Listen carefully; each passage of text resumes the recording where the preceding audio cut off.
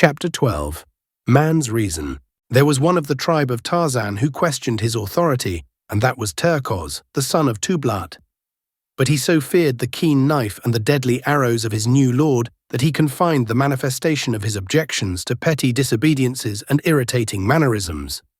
Tarzan knew, however, that he but waited his opportunity to wrest the kingship from him by some sudden stroke of treachery, and so he was ever on his guard against surprise. For months, the life of the little band went on much as it had before, except that Tarzan's greater intelligence and his ability as a hunter were the means of providing for them more bountifully than ever before. Most of them, therefore, were more than content with the change in rulers. Tarzan led them by night to the fields of the black men, and there, warned by their chief's superior wisdom, they ate only what they required, nor ever did they destroy what they could not eat, as is the way of Manu, the monkey, and of most apes. So, while the blacks were wroth at the continued pilfering of their fields, they were not discouraged in their efforts to cultivate the land, as would have been the case had Tarzan permitted his people to lay waste the plantation wantonly. During this period, Tarzan paid many nocturnal visits to the village, where he often renewed his supply of arrows. He soon noticed the food always standing at the foot of the tree, which was his avenue into the palisade, and after a little he commenced to eat whatever the blacks put there. When the awe-struck savages saw that the food disappeared overnight, they were filled with consternation and dread, for it was one thing to put food out to propitiate a god or a devil, but quite another thing to have the spirit really come into the village and eat it. Such a thing was unheard of, and it clouded their superstitious minds with all manner of vague fears. Nor was this all.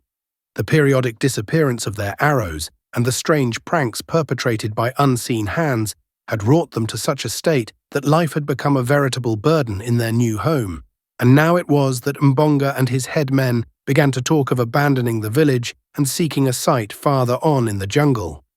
Presently the black warriors began to strike farther and farther south into the heart of the forest when they went to hunt, looking for a site for a new village. More often was the tribe of Tarzan disturbed by these wandering huntsmen. Now was the quiet, fierce solitude of the primeval forest broken by new, strange cries. No longer was there safety for bird or beast. Man had come. Other animals passed up and down the jungle by day and by night. Fierce, cruel beasts. But their weaker neighbors only fled from their immediate vicinity to return again when the danger was past. With man, it is different. When he comes, many of the larger animals instinctively leave the district entirely, seldom if ever to return. And thus it has always been with the great anthropoids. They flee man as man flees a pestilence. For a short time the tribe of Tarzan lingered in the vicinity of the beach because their new chief hated the thought of leaving the treasured contents of the little cabin forever. But when one day a member of the tribe discovered the blacks in great numbers on the banks of a little stream that had been their watering place for generations, and in the act of clearing a space in the jungle and erecting many huts, the apes would remain no longer, and so Tarzan led them inland for many marches to a spot as yet undefiled by the foot of a human being. Once every moon Tarzan would go swinging rapidly back through the swaying branches to have a day with his books, and to replenish his supply of arrows. This latter task was becoming more and more difficult, for the blacks had taken to hiding their supply away at night in granaries and living huts. This necessitated watching by day on Tarzan's part to discover where the arrows were being concealed. Twice had he entered huts at night while the inmates lay sleeping upon their mats, and stolen the arrows from the very sides of the warriors. But this method he realized to be too fraught with danger, and so he commenced picking up solitary hunters with his long, deadly noose, stripping them of weapons and ornaments and dropping their bodies from a high tree into the village street during the still watches of the night. These various escapades again so terrorized the blacks that, had it not been for the monthly respite between Tarzan's visits, in which they had opportunity to renew hope that each fresh incursion would prove the last, they soon would have abandoned their new village. The blacks had not as yet come upon Tarzan's cabin on the distant beach, but the ape-man lived in constant dread that, while he was away with the tribe, they would discover and despoil his treasure. So it came that he spent more and more time in the vicinity of his father's last home, and less with the tribe. Presently, the members of his little community began to suffer on account of his neglect, for disputes and quarrels constantly arose which only the king might settle peaceably. At last, some of the older apes spoke to Tarzan on the subject, and for a month thereafter he remained constantly with the tribe. The duties of kingship among the anthropoids are not many or arduous. In the afternoon comes Thaka, possibly, to complain that old Mungo has stolen his new wife. Then must Tarzan summon all before him, and if he finds that the wife prefers her new lord, he commands that matters remain as they are, or possibly that Mungo give Thaka one of his daughters in exchange. Whatever his decision, the apes accept it as final and return to their occupations satisfied. Then comes Tana, shrieking and holding tight her side, from which blood is streaming. Gunto, her husband, has cruelly bitten her, and Gunto, summoned, says that Tana is lazy and will not bring him nuts and beetles, or scratch his back for him. So Tarzan scolds them both and threatens Gunto with a taste of the death-bearing slivers if he abuses Tana further, and Tana, for her part, is compelled to promise better attention to her wifely duties. And so it goes, little family differences for the most part, which, if left unsettled, would result finally in greater factional strife and the eventual dismemberment of the tribe. But Tarzan tired of it, as he found that kingship meant the curtailment of his liberty. He longed for the little cabin and the sun-kissed sea, for the cool interior of the well-built house, and for the never-ending wonders of the many books. As he had grown older, he found that he had grown away from his people. Their interests and his were far removed. They had not kept pace with him, nor could they understand aught of the many strange and wonderful dreams that passed through the active brain of their human king.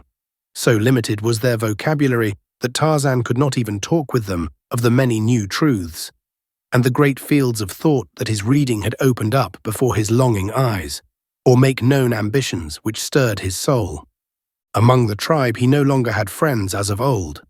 A little child may find companionship in many strange and simple creatures, but to a grown man there must be some semblance of equality in intellect as the basis for agreeable association.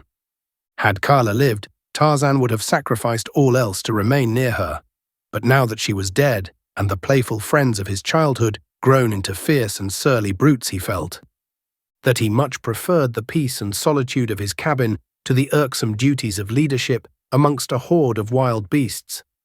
The hatred and jealousy of Terkoz, son of Tublat, did much to counteract the effect of Tarzan's desire to renounce his kingship among the apes. For stubborn young Englishman that he was, he could not bring himself to retreat in the face of so malignant an enemy. That Terkoz would be chosen leader in his stead, he knew full well, for time and again the ferocious brute had established his claim to physical supremacy over the few bull apes who had dared resent his savage bullying. Tarzan would have liked to subdue the ugly beast without recourse to knife or arrows. So much had his great strength and agility increased in the period following his maturity that he had come to believe that he might master the redoubtable Terkoz in a hand-to-hand fight, were it not for the terrible advantage the anthropoid's huge fighting fangs gave him over the poorly armed Tarzan. The entire matter was taken out of Tarzan's hands one day by force of circumstances, and his future left open to him, so that he might go or stay without any stain upon his savage escutcheon. It happened thus. The tribe was feeding quietly, spread over a considerable area, when a great screaming arose some distance east of where Tarzan lay upon his belly beside a limpid brook, attempting to catch an elusive fish in his quick brown hands. With one accord, the tribe swung rapidly toward the frightened cries, and there found Terkoz holding an old female by the hair and beating her unmercifully with his great hands. As Tarzan approached, he raised his hand aloft for Terkoz to desist, for the female was not his, but belonged to a poor old ape whose fighting days were long over, and who, therefore, could not protect his family. Terkoz knew that it was against the laws of his kind to strike this woman of another, but being a bully, he had taken advantage of the weakness of the female's husband to chastise her because she had refused to give up to him a tender young rodent she had captured. When Terkoz saw Tarzan approaching without his arrows, he continued to belabor the poor woman in a studied effort to affront his hated chieftain. Tarzan did not repeat his warning signal, but instead rushed bodily upon the waiting Terkoz. Never had the ape-man fought so terrible a battle since that long-gone day when Bolgani, the great king gorilla, had so horribly manhandled him ere the new-found knife had, by accident, pricked the savage heart. Tarzan's knife on the present occasion but barely offset the gleaming fangs of Terkoz, and what little advantage the ape had over the man in brute strength was almost balanced by the latter's wonderful quickness and agility. In the sum total of their points, however, the anthropoid had a shade the better of the battle, and had there been no other personal attribute to influence the final outcome, Tarzan of the Apes, the young Lord Greystoke, would have died as he had lived, an unknown savage beast in equatorial Africa. But there was that which had raised him far above his fellows of the jungle, that little spark which spells the whole vast difference between man and brute: reason. This it was which saved him from death beneath the iron muscles and tearing fangs of Terkoz.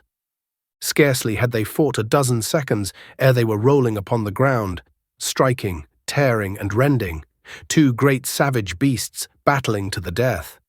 Terkoz had a dozen knife wounds on head and breast, and Tarzan was torn and bleeding, his scalp in one place half torn from his head so that a great piece hung down over one eye, obstructing his vision.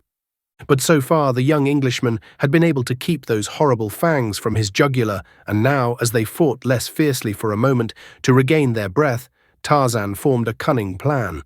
He would work his way to the other's back and, clinging there with tooth and nail, drive his knife home until Terkoz was no more. The maneuver was accomplished more easily than he had hoped, for the stupid beast, not knowing what Tarzan was attempting, made no particular effort to prevent the accomplishment of the design. But when finally he realized that his antagonist was fastened to him, where his teeth and fists alike were useless against him, Terkoz hurled himself about upon the ground so violently that Tarzan could but cling desperately to the leaping, turning, twisting body, and ere he had struck a blow, the knife was hurled from his hand by a heavy impact against the earth, and Tarzan found himself defenseless. During the rollings and squirmings of the next few minutes, Tarzan's hold was loosened a dozen times, until finally an accidental circumstance of those swift and ever-changing evolutions gave him a new hold with his right hand, which he realized was absolutely unassailable. His arm was passed beneath Terkoz's arm from behind, and his hand and forearm encircled the back of Terkoz's neck. It was the half-Nelson of modern wrestling which the untaught ape-man had stumbled upon, but superior reason showed him in an instant the value of the thing he had discovered. It was the difference to him between life and death. And so he struggled to encompass a similar hold with the left hand, and in a few moments Terkoz's bull neck was creaking beneath a full Nelson. There was no more lunging about now.